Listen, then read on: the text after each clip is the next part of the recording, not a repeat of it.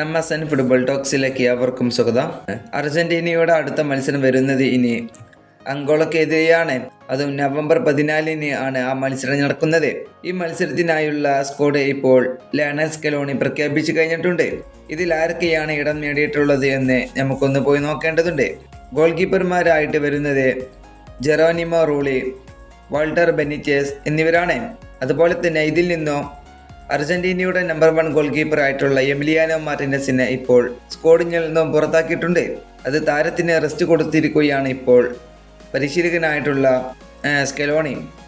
ഇനി ഡിഫൻഡർമാരായിട്ട് ഉള്ളത് Nahuel Molina, Johan Foyth, Cristian Romero, Nicolas Otamendi, Marcos Senesi, Nicolas Tagliafico, Valentin Barco എന്നിവരാണ്.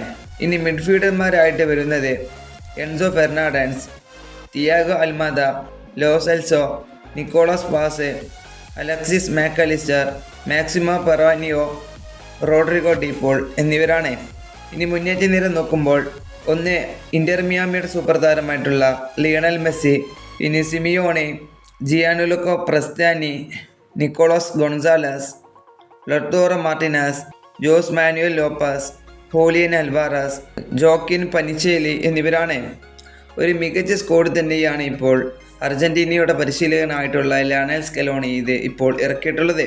നമുക്കറിയാം, ഈ നവംബർ മാസം അർജന്റീന കേരളത്തിലേക്ക് വരുമെന്ന് പറഞ്ഞിരുന്നു. എന്നാൽ അവസാന നിമിഷമായിരുന്നു സ്പോൺസർ വരില്ല എന്നും അർജന്റീന തന്നെ വരില്ല എന്നും പറഞ്ഞത്. അത് അർജന്റീന ആരാധകരായിട്ടുള്ള കേരളത്തിലെ ആരാധകർക്ക് വളരെ നിരാശപ്പെടുത്തിയ ഒരു കാര്യം തന്നെയായിരുന്നു. ഈ വീഡിയോ ഇവിടെ അവസാനിപ്പിക്കുന്നു. ഫുട്ബോൾ ലോകത്തെ കൂടുതൽ വിശേഷങ്ങളുമായി അടുത്ത വീഡിയോയിൽ വീണ്ടും കാണാം.